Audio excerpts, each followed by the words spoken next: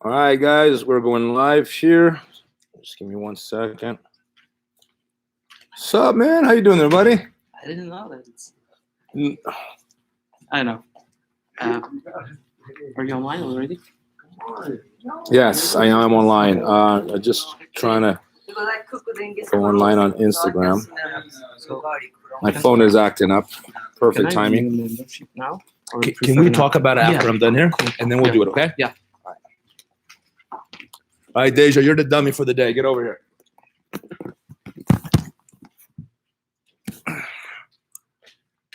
All right, guys, we'll start our Q&A in a second.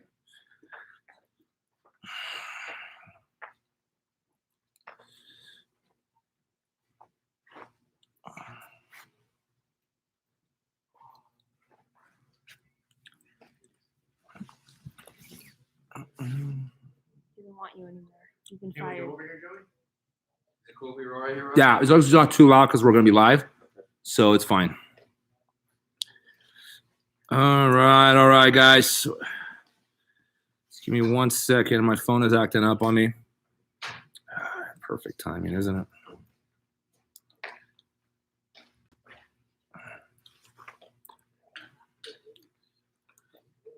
All right, so if you guys want to start asking questions here, you can go ahead.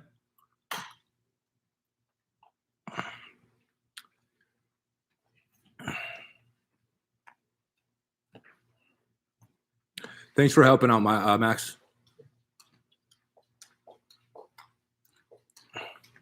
So Joey, no way in. You can stuff yourself. Okay. Try to make it 180. All right. There's no way in, I guess. They don't even want you to send a video of you on scale or something? No, they don't seem to care. They probably just try to do their best. I'm 60 anyways right now. All right, guys, so if you guys want to start with the questions, go ahead, okay?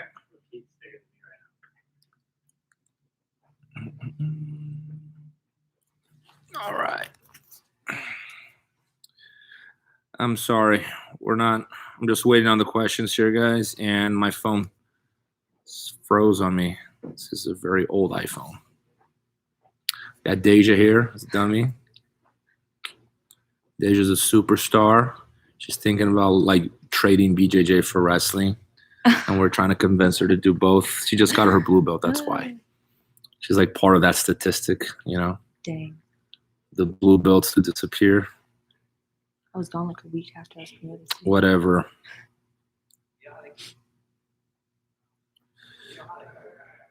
All right. All right. So, guys, questions, fire.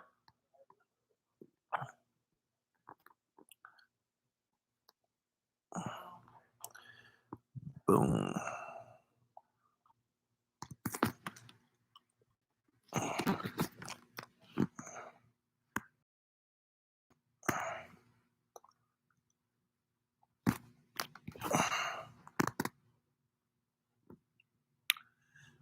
All right, we're live on Instagram as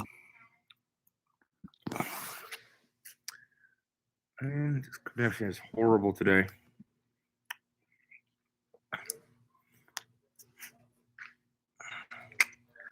All right, guys, this is a Q&A, so feel free to ask questions.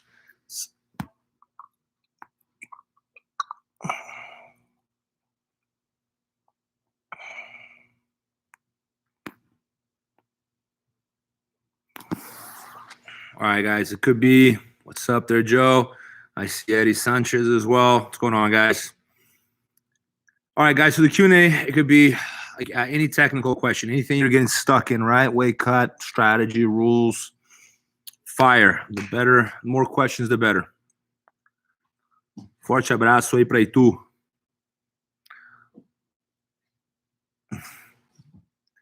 All right. What techniques in no-gi don't translate well into the gi? That's our first question. No techniques in no-gi don't translate well in the gi. Guillotine, too much gi. Collar, you know, the gi around your arm, there's too much room for that, for the neck to still have like blood flow, right? North-South for the same reason. The head and arm, I do a lot gi, but it is better no gi. Those are the main ones. I think the guillotine and the north-south are the ones that really don't translate too well. I'd rather have them no gi than gi. I'm trying to think what else. Yeah, I mean the Dars, I prefer Dars and no gi. There's less gi in the way, same reason. Same thing with the Anaconda. I think pretty much all arm triangles are going to be better without the gi. That's it. I can't think of anything else. So think arm triangles, north-south, and the guillotine. Those three don't translate too well, okay? Is it true you're going to have a documentary premiere in Maui? I'm just waiting for the invite to go to Maui. You guys don't have to really convince me to go there. Just find a movie theater, and that's where the premiere is going to be.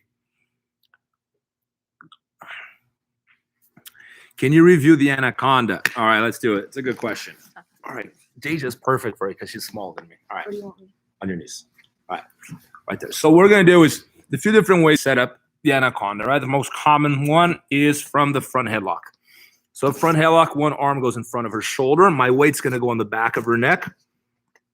And I'm going to connect my hands, and I'm always pulling her arm in. So when I take that elbow away from her, it's hard for her to put that elbow on the ground, right? So for arm, that I don't pull the armpit, not the elbow, because he'll pull her arm in.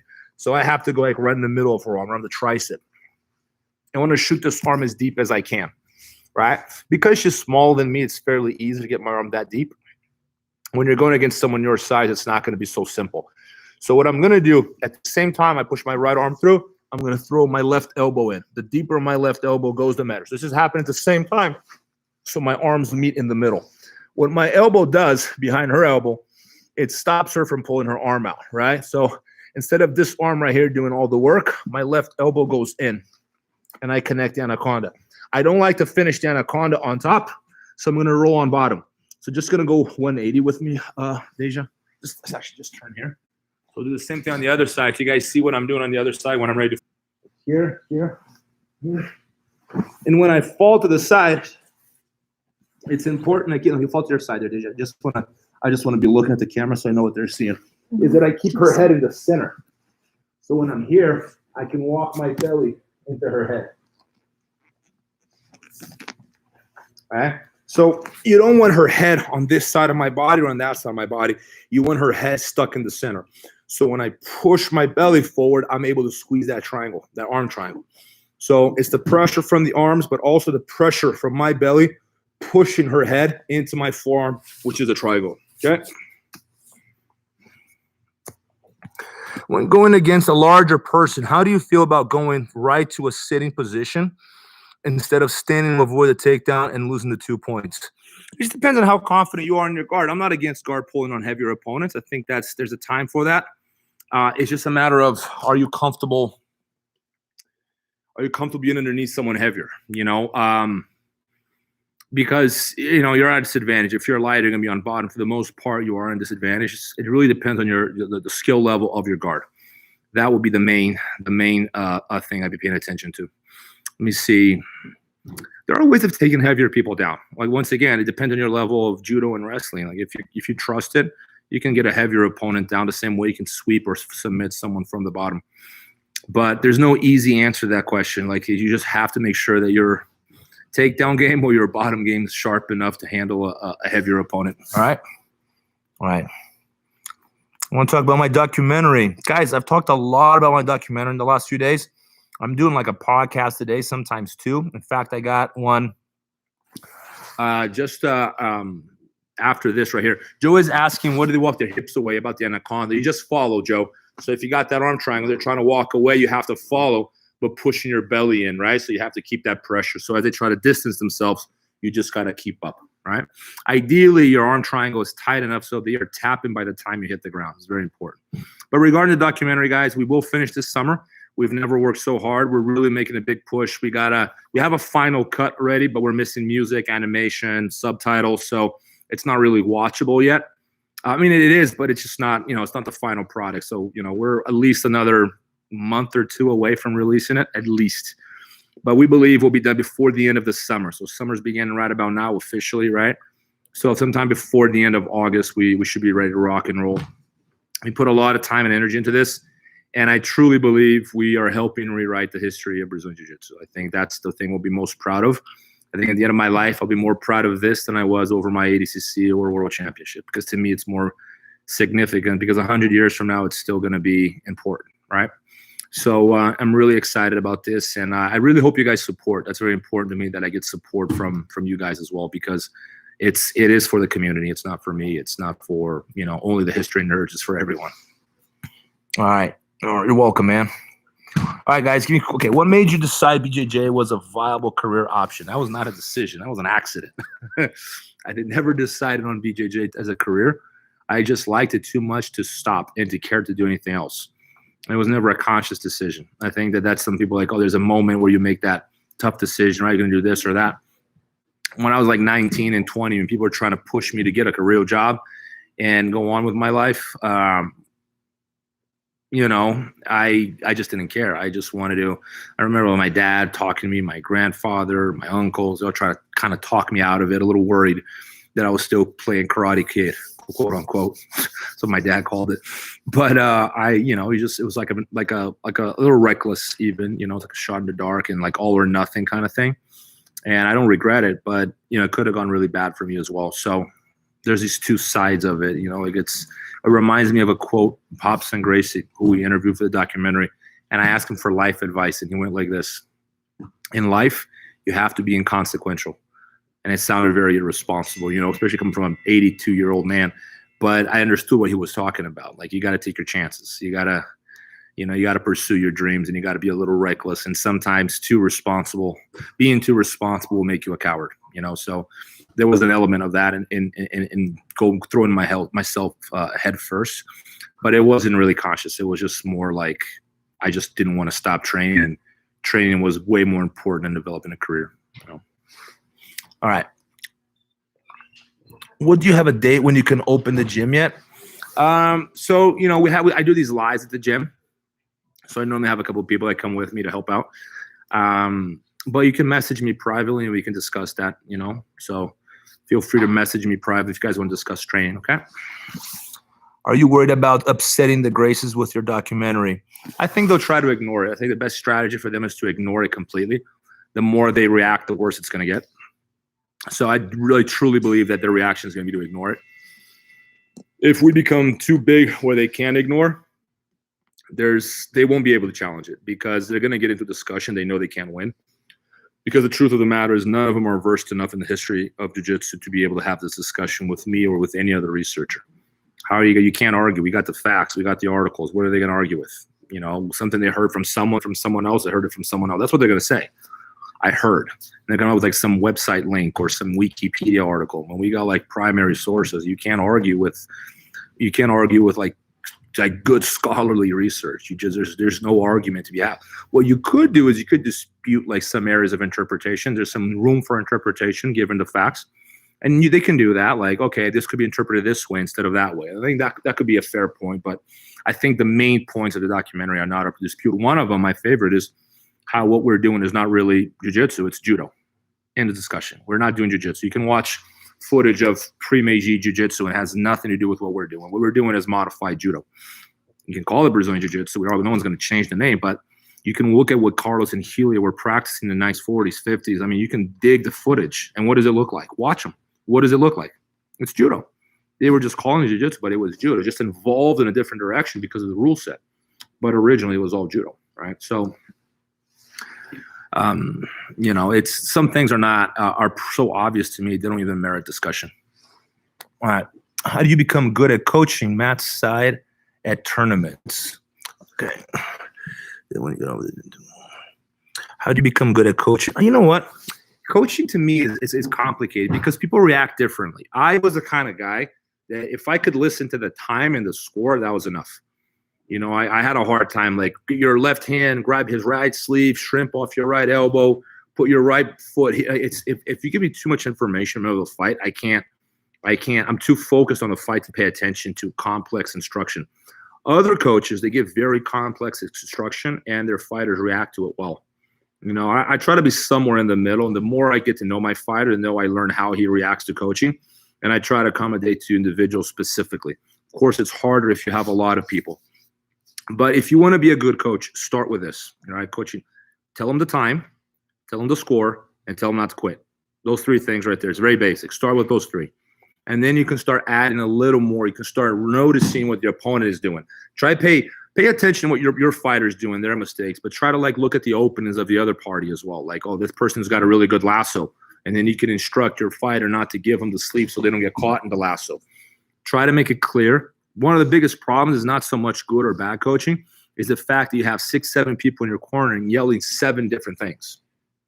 All right, so you're getting all this random instruction, sometimes from opposite ends of the mats, and you can't even know where to look. One instructor, the highest ranking person is the one who coaches. That's it. Everyone else is listening. This is very important, okay? They can repeat what the main coach says, but they can't be given random instruction or, contradicting the head coach. That all that does is create confusion. All right, can you show a favorite technique on defending the berimbolo? Sorry for a spelling. It was almost perfect. At the end, you put an A instead of an O. Other than that, it was good. All right. Very simple. Actually, we did this. I think we did this the other day in one of our lives.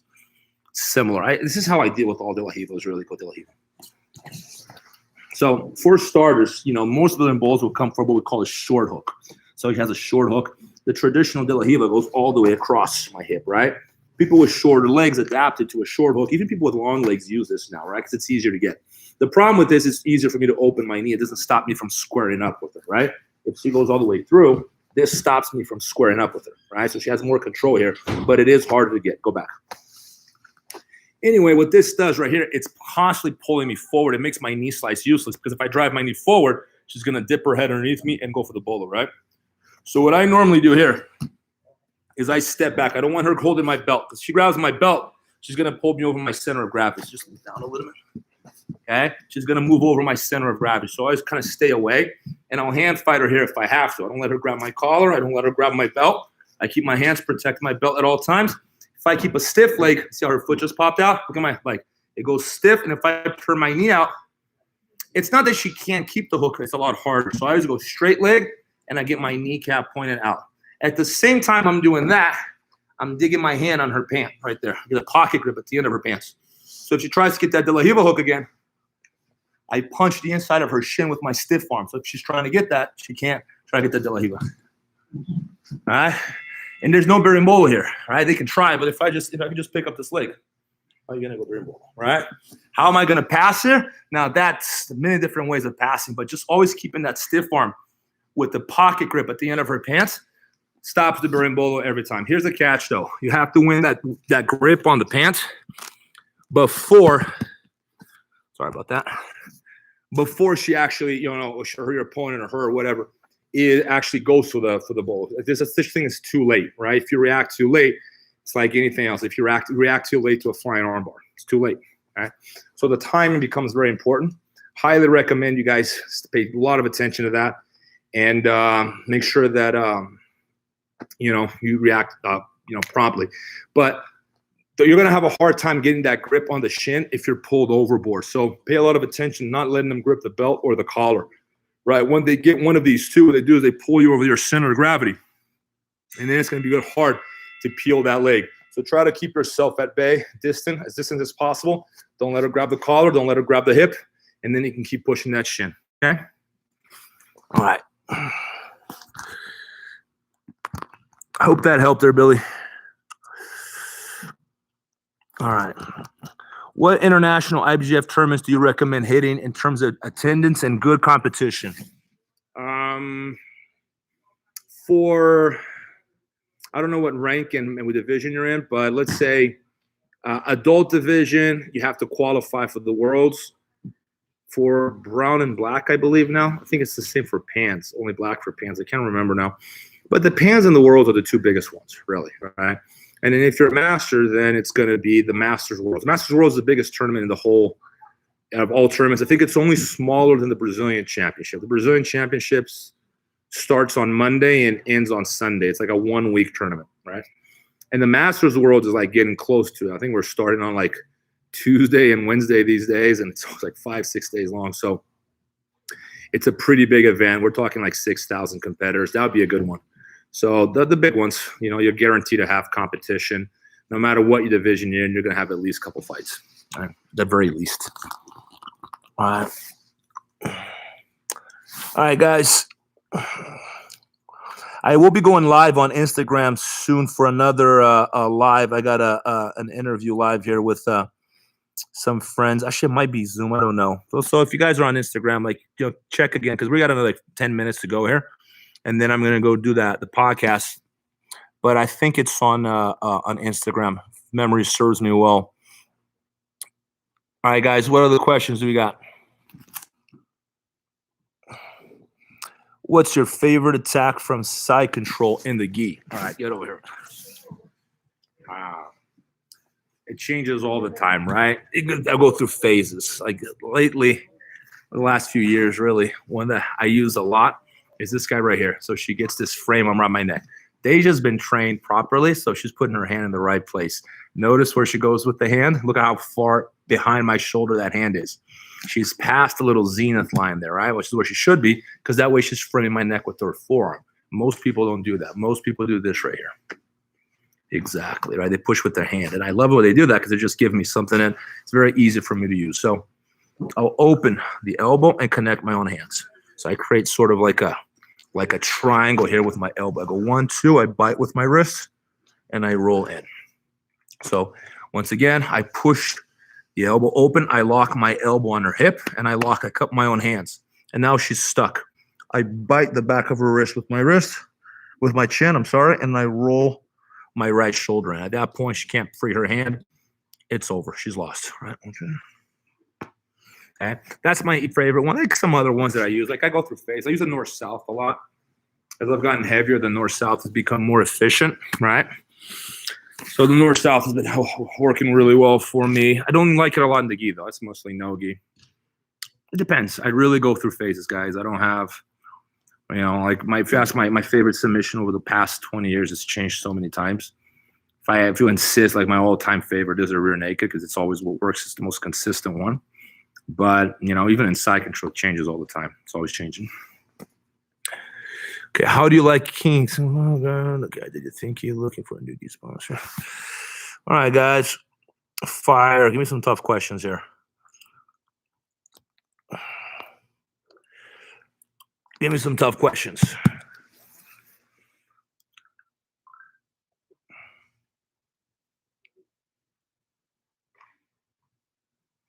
Can you show the sequence from closed guard to lasso spider? It's pretty simple. There's not a lot to it. But yeah, let's go over it. So anytime, either because I want to open or I feel that that she's doing a really good job opening guard, right? So what I'm going to do is I have to preemptively control her sleeves, either because I'm going to initiate opening or because I feel she's able to do it. So when she starts backing out, right? I see she initiated. I already have the sleeve, so all I have to do is move my hips out just a little bit. If I have one foot on her hip, it helps me move my hip out. And then I'm able to get that lasso. Two different kinds of lasso. Shallow lasso, which I'm not crazy about. It's basically, it could be good use for stalling and buying time and keeping her there. It's not a very offensive one. I like the deep lasso. I go knee deep, right? And then I bring my knee in. And I have to see how she took that step forward. It's because she was off balance, because I have more control over her. She can tell you there's not a lot of control here. If I say go, she can fight. If I do this right here, she's stuck in front of me, right? So I got a lot more options here from this lasso. If you just walk, you guys see my toe on the other side there, behind her back? That's how deep my leg is. My left knee is pretty much like almost like touching her shoulder, right? As opposed to a shallow lasso where I have my shin on her bicep. Very different kinds of guard, right? But the main thing, this is very important. You got strong hands. I always say this, the importance of strong hands for jiu-jitsu. You can't get away with not having strong hands. That's, the most important muscle group, really. Do you have any specific interest to calf slicer? I'll show you my favorite one. Come here, Deja. So on the back. I do it from the back a lot, like banana splits, calf slicer anytime I'm here, right? She's doing a good job defending herself, all right? And I just want to change the attacks. Sometimes I do this from turtle, all right? I'll get like that lockdown on her leg, and I'll just switch the banana splits. And once I get the banana splits there, she's ready to tap. Well, maybe she's flexible, so I'm always like feeding for the other leg. Once I control this foot, right? It's very important that when I attack the calf slicer from the back, I don't do this. Does everyone see the armbar? Go for the armbar, Deja. Oh, so very careful that I lock my elbow behind her butt. So try to go for the armbar now. So this is not the same, right? So I can't just leave my arm in there is what I'm saying. So even like I'll hide I can do this too. As long as I'm hiding the elbow, it doesn't really matter where I hide the elbow, right? As long as, I'm not sticking my elbow between her leg where she can armbar me. And once I get this, if you want to add a little pressure, I'll step on my own leg and I'll press. Very important here so you don't hurt yourself is that I have my shin aimed at her calf. That's very important. You don't have the side of your leg on her calf. If I pull this way, you put a lot of pressure on the outside of your knee. Sometimes you're hurting yourself more than you're hurting your opponent. It's important to remember that. Right? Too many people get hurt executing the bicep slicer and the calf slicer. Does size and strength matter in jiu-jitsu? Yes, it does. Just like flexibility and speed and stamina, they're all important. Any physical trait is valid. Any physical trait is important. It's a myth to say that they're bad. They're bad if they're used poorly. If you use your speed with intelligence or your weight or your flexibility or your power, it's a blessing. It's a blessing. I think it's a misconception, this misunderstanding about jiu-jitsu and, what's good in jiu-jitsu. Like, using strength is bad. I'm like, it's only if you use it without intelligence. If you use strength with intelligence, that's the definition of technique. It's good technique. That you use power with precision and timing, right? And the technique is good because it works well. Case in point, a lasso. You think you can have a good lasso without strong hands? That's strength. So is strength bad? Of course it's not bad. You need it, right? But use it wisely. Don't spend it. Don't waste it, without an intent, without like any purpose behind it. I think that's the biggest problem people have is wasting their energy in ways that aren't really, not going to get them anywhere. And that's the kind of use of energy that upsets people because you're just being strong for being strong. You're not really accomplishing anything. If you're going to be strong, fast, or flexible, but you're accomplishing something with it, that means you're beating your opponent. And if they're complaining, it's because you're beating them, not because you're actually doing anything that's, wrong. Yeah. All right. We missed you too, Aaron. Got to get back here. Favorite lasso pass. Okay. First, we got another one here. Most effective north-south submission. Okay. I'll show this. I'll show this without the gi. Okay, because it's so much easier for me to show without the gi. Can you take your jacket off too? Because it's easier for you guys to visualize too. People, you guys have to be able to see what we're doing, so there's no confusion. So you can lay down. All right. So there are two spaces I want you paying attention to: armpit and elbow. Those are the two spaces that have to disappear. Just move the camera a little bit. There we go. So when I wrap her neck, instead of connecting your hands and squeezing like everyone does, think of your arm as a noose. I have to make the noose very tight before I even begin to attack the neck. So what I'm going to do with my right hand is I'm going to cup her neck here on this side, and I'm going to push her neck into my arm as I lift her head up. And I push my elbow in really deep, and my lat sits really, low. So I'm trying to almost get my chest on the ground. I'm going to look away. I'm not even connecting my hands here. And I'm just like sinking on the ground. It's more about taking all the space away. Right? So you see, I'm not even connecting my hands. There was no squeezing. I'm not breathing hard. She'll tell you, right? It's more gravity. So a lot of times when I'm attacking north-south, I imagine a plank on my bicep. When you plank here on your elbows, everyone's done this one, right? I'm planking on my bicep now. So it's a subtle little weight shift. 1 second. It's a subtle little weight shift, and that weight shift is what makes the choke. It's not so much the squeeze. It's the same thing in the head and arm. People always ask me, Rob, how do you finish a head and arm? And they ask, do you finish a head and arm like this? Do you finish a head and arm like this? How do you connect your hands? And I'm like, I don't connect my hands because I don't have to. If you adjust a head and arm to north-south properly, connecting the hands is cosmetics and it makes no difference. It's all about the adjustment, both in the head and arm and the north-south. Two things you got to get rid of. All the space in here and all the space in here. The space is in the corners, on the angles. That's where the space is. That's where the blood flow is. This guy right here and this guy right here. You eliminate those two, they don't breathe. There's no blood flow. Okay? Very, very important. Okay? All right, team. I know you got more questions here. You guys always start bombarding me with questions at the end. We're gonna like nonstop questions. We do start live at 5 p.m. We're gonna be back here tomorrow at 5 p.m. If you guys can make an effort to go online 5 p.m. sharp already with questions on your mind, like just fire them away. And that's what I'm here for. Like, this is fun. I enjoy talking about jiu-jitsu. I enjoy being able to help you guys. And subscribe to our YouTube channel. We're taking most of the questions from our YouTube channel. Okay, guys, we're trying to add more and more content there on a daily basis. And film is coming soon. Please support and stay healthy out there, everyone. We will be back to normal very soon, we hope. Okay? All right, ciao.